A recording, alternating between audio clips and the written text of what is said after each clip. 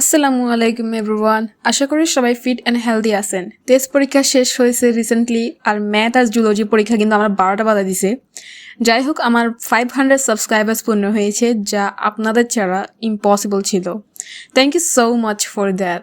এভাবে সাবস্ক্রাইব করতে থাকেন প্লিজ, যাতে আমি 1000 সাবস্ক্রাইবার্সের মাইলস্টোনে পৌঁছাতে পারি। আজকের ভিডিওটা আসলে এই টপিক নিয়ে, যেখানে আমি আমার রমজানের স্টাডি রুটিন শেয়ার করতেছি। এখন যারা যারা ভিডিওটি দেখছেন, আমি চাই আপনারা একটা খাতা, কলম, পেন্সিল ইত্যাদি নিয়ে বসেন। যারা এইচএসসি 25 এবং রমজানে কোন কোন সাবজেক্ট পড়বো, কোন কোন সাবজেক্ট আগে ধরবো, কোন কোন সাবজেক্ট পরে ধরবো, এটা নিয়ে একটু কনফিউজ, তারা এই স্টাডি রুটিনটা ফলো করতে পারেন।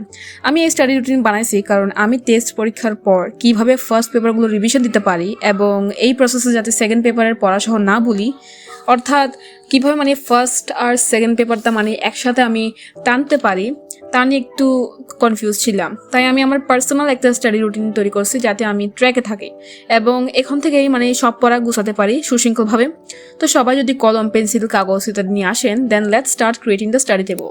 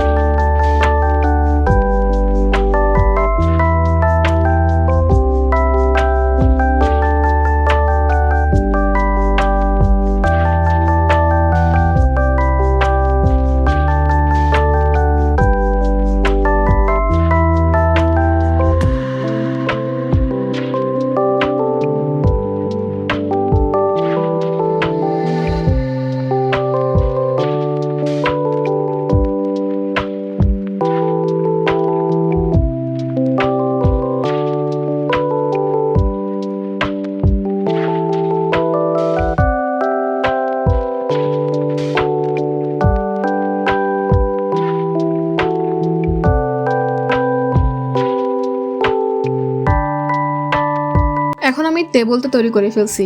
এখন এখানে সাবজেক্ট লেখার পালা। ওইখানে সাবজেক্টগুলো ইচ্ছে মতো না লেখে যে কোনো একটা কাগজে সাবজেক্ট প্ল্যান করে ফেলা ভালো। এটা একটা ক্ল্যারিটি থাকবে যে যার যার গোল মতো এটি করতে পারেন। আমার ক্ষেত্রে যেহেতু প্রতিদিনই 2টি ফার্স্ট পেপার সাবজেক্ট আর 2টি সেকেন্ড পেপার সাবজেক্ট পড়তেছি, তাই আমি সাবজেক্ট পেয়ার করে ফেলবো। এখন আপনি দুইভাবে করতে পারেন এই সাবজেক্ট পেয়ার। প্রথমটা হচ্ছে আপনি তথ্যবহুল সাবজেক্ট আর ম্যাথবহুল সাবজেক্টগুলো সব আলাদা করে ফেলবেন।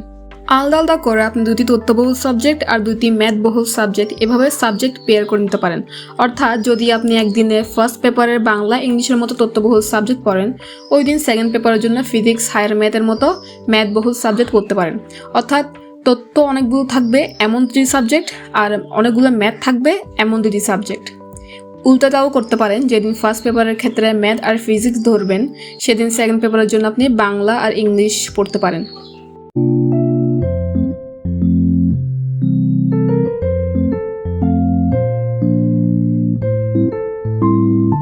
সাবজেক্ট পেয়ার করার আরেকটি উপায় আছে, যেখানে আপনি দুইটা বিন্যাস না করে একটা তথ্যবহুল সাবজেক্ট আর একটা ম্যাথবহুল সাবজেক্ট এভাবে পেয়ার করতে পারেন। যেমন আপনি যদি ফার্স্ট পেপার পড়েন, তাহলে কেমিস্ট্রি, যেখানে অনেকগুলা ম্যাথ আছে, আর বোটানি, যেখানে অনেক কিছু মুখস্থ করতে হবে, এরকম 2টা সাবজেক্ট পেয়ার করতে পারেন।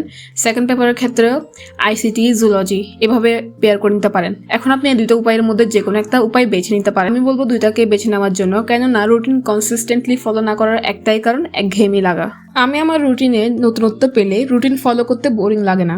আমাদের ব্রেন এটাই চাই, তাই আমি দুইভাবে রুটিন সাজাবো। আমি এখন অনেকভাবে সাবজেক্ট পেয়ার তৈরি করেছি। আপনি আপনার মতো করে সাবজেক্ট সিলেক্ট করতে পারেন, আর না হলে এখান থেকেই একটা স্ক্রিনশট নিতে পারেন। এখন আমি একটা সাবজেক্ট কয়দিন পড়বো, আসলে এটা ঠিক করে বলা যায় না, এক একজন এক এক রকম ভাবে তা করে ফেলবেন।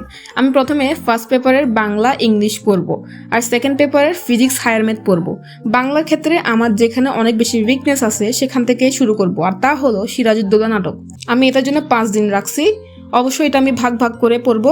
আর লাস্টের দিন সিকিউ আর এমসিকিউগুলো একটু অ্যানালাইসিস করে দেখবো। ইংলিশের জন্য সেম 5 দিন এই 3টা বোর্ড কোশ্চেন প্র্যাকটিস করব। আর যখন সেকেন্ড পেপারে আসি আমি ফিজিক্স এর 3rd চ্যাপ্টারটা আরেকবার রিভিশন দিব। আর হায়ার ম্যাথের কনিক্সটা পড়বো, কারণ এখানে আমার অনেক বেশি উইকনেস আছে। এগুলোর জন্য সেম 5 দিন সময় নিব। আমি সাবজেক্ট পুরোপুরি এক নাগারে না পড়ায় ভাগ ভাগ করে পড়ি, যাতে এগুলো সব একসাথে দেখে ভয় না লাগে। এক্স্যাক্টলি কি পড়বো, লাইক 2023, 2022 সিকিউ নাকি শুধু এমসিকিউ পড়বো, এভাবে সেকশন করে ফেললে আমার জন্য অনেক বেশি সুবিধা হয়। আমি এভাবে সব সাবজেক্ট পেয়ার এই 28 দিনের জন্য স্টাডি রুটিনে সাজিয়ে ফেলবো। আপনারা আপনাদের ইচ্ছা মতো করতে পারেন। আর যদি পারেন তাহলে 5 দিনের জায়গায় আপনারা 3 দিনে পড়া কমপ্লিট করার চেষ্টা করবেন। আমার ক্ষেত্রে 5 দিনের টাইমলাইন করে পড়া বেশি ফ্রুটফুল। চাইলে আপনারা এগুলোর স্ক্রিনশট নিতে পারেন। আরও একটা জিনিস যে আমি আমার স্টাডি রুটিনে সবসময় গ্যাপ দিই, যাতে কোনো কারণে সঠিক সময়ে পড়া শেষ না হলে আমার জন্য গিলটি না লাগে, আর ওই গ্যাপগুলোতে পড়াগুলো যাতে সঠিক সময়ে শেষ করতে পারি।